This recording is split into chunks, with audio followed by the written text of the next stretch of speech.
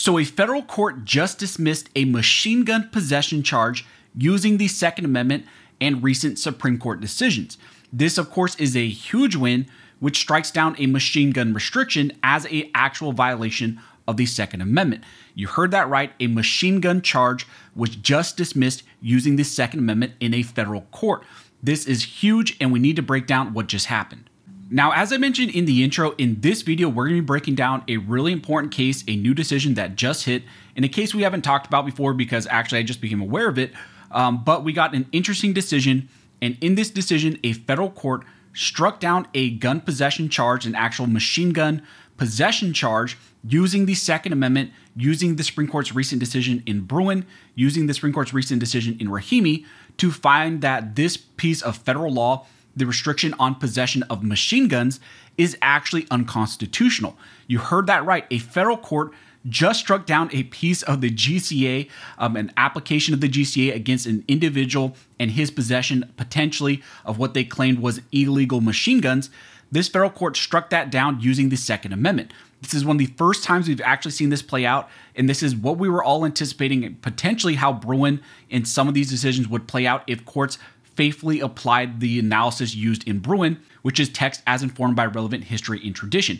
And that's exactly what this judge did here in this case, which is USA versus Morgan. In this Morgan case, you had a federal district court judge out of Kansas, Judge John Brooms, who was a Trump appointee. He looked at a motion to dismiss, which was brought up by the defendant here, Mr. Morgan, and this was a motion to dismiss which he filed to dismiss the charges against him and his claimed illegal possession of so-called machine guns. Mr. Morgan filed this motion to dismiss to essentially remove those charges, and he brought up the Second Amendment. He argued that these possession charges, the use of the federal laws against the possession of machine guns against him, were actually unconstitutional and they violated the Second Amendment. And you had this federal court judge here agree with him. This judge here found that the United States government actually did not meet their burden to justify the machine gun laws that they were trying to bring and use against Mr. Morgan. When they looked at the historical analysis that was put forward by the federal government, when they looked at the textual analysis brought by the federal government, the judge here found that the government did not meet its burden.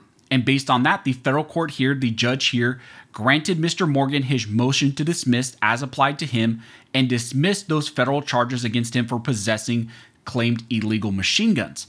Now, you may be asking yourself, what are the facts involved in this case? Well, the defendant here, Mr. Morgan, was charged with 2 counts of possessing a machine gun in violation of 18 U.S.C. Section 922, subsection O. Specifically, Mr. Anderson is charged with having an Anderson so-called machine gun, and then also a machine gun conversion device, which was essentially a Glock switch. And based on the possession of those 2 items, the government here was charging him with possessing illegal machine guns in violation of that federal law. Now, as I mentioned, Mr. Anderson brought a defense of the Second Amendment, saying that the application of that section of federal law as applied to him was unconstitutional because that piece of federal law violates the Second Amendment, and he won on those arguments. So let's take a look at the analysis in this case and how the court reached its decision. In this case, Mr. Morgan first argued that under the first step of Bruin, the plain text of the Second Amendment applies to his conduct of possessing machine guns. The government argues in contrast and in contrary, pointing to language in Heller that suggests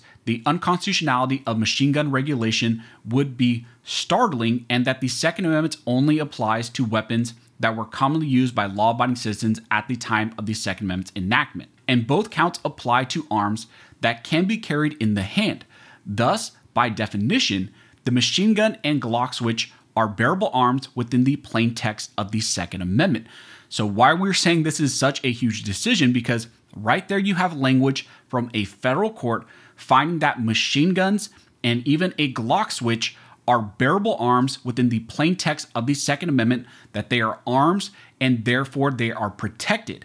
And because of that, the first step of Bruin, the first kind of requirement of Bruin, looking at the text, is met by the defendant here, Mr. Morgan, and therefore after that, the burden shifts to the federal government. And the federal government would need to put forward historical analogs to justify this type of restriction. They would have to put forward some sort of historical evidence to justify this type of possession charge. And then in this case, what the judge does is he looks at some of the arguments put forward by the federal government. He first looked at Heller and then Miller and then some of the analogs that were put forward by the federal government to justify this restriction. So when looking at Heller, he found that the government relies on Heller to argue that machine guns are not covered by the plain text of that amendment. The Heller language cited by the government is unavailing. First, the government's interpretation of Heller relies exclusively on dicta. And this is also important because we see a lot of times you have states and the federal government try to point to some of the language about restrictions in Heller, but it's just dicta, which means it's not binding precedent. It's just simply kind of a passing argument that was made by the Supreme Court in Heller, and that is being pointed out here by the federal court in this case. He then goes on to say that second, the government's interpretation would run directly counter to the essential analysis in Heller. Just as the Fourth Amendment applies to modern searches, the Second Amendment applies to arms that did not exist at the country's founding. So again, looking at Heller, saying that these are arms, that they are, modern arms, that they are bearable, and therefore they should be protected. And just relying exclusively on dicta in Heller is not a good enough justification. He then also goes to look at Miller, because there's language in Miller that the federal government tries to use here to, support this restriction. So again, that's also very important when you look at Miller and the application of that analysis. The court there was saying that a sawed-off shotgun was not useful in military service, and maybe therefore it wouldn't be protected. But here, when you look at things like machine guns, well, clearly those are useful in military service. Those types of military service firearms were the types of weapons that the militia and the founders, would have wanted to protect and would have wanted people to have possession of. So using Miller as a justification for a machine gun ban really isn't a good idea. And that's what the court is pointing out here in rejecting the use of Miller to justify this possession ban. He then goes on to say that suffice it to say that the weapons at issue in this case are bearable arms that under Bruin's first step are covered by the plain text of the Second Amendment. And so again, the burden shifts to the government to justify this restriction using history and tradition. But what the court finds is that the federal government did not meet that burden. So again, that's important because it's not saying that potentially there is no historical analogs, that there is no way that the federal government could justify that. But essentially, the judge here is saying that the federal government did not put forward enough evidence in this case to justify what they wanted to do. And therefore, he granted the motion to dismiss in favor of Mr. Morgan. And what the judge found here in this decision is that the two analogs that the federal government put forward to try to justify this actually didn't show a history and tradition of mere possession of machine gun bans or these types of criminal charges for the mere possession of these items.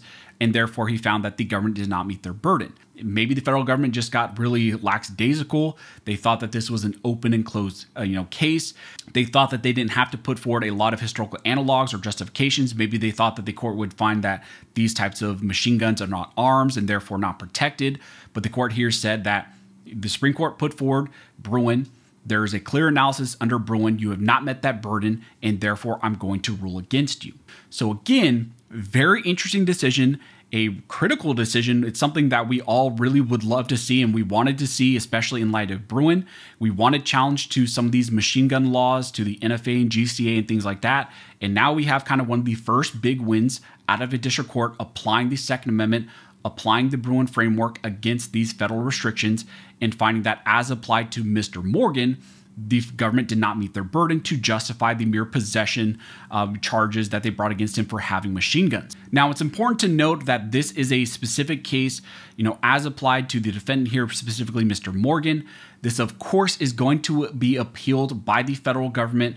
It's going to go to the 10th Circuit because that's the circuit court that's going to review this case. And it's interesting because it's also going to push the federal government to now have to work harder to put forward actual analogs and actual historical evidence to justify these restrictions, because in this specific case, it seems like they got a little bit lazy, they got a little bit lackadaisical, and they got hammered by the federal court using Bruin and the Second Amendment.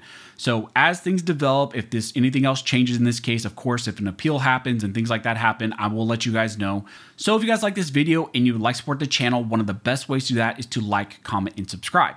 All those things help to fuel the algorithm, and it signals to YouTube that you guys see value in these videos and in this type of two-way news. But as always, thank you all for watching. Don't forget to like and subscribe, and never forget this nation was built by armed scholars, and this nation will be maintained by armed scholars.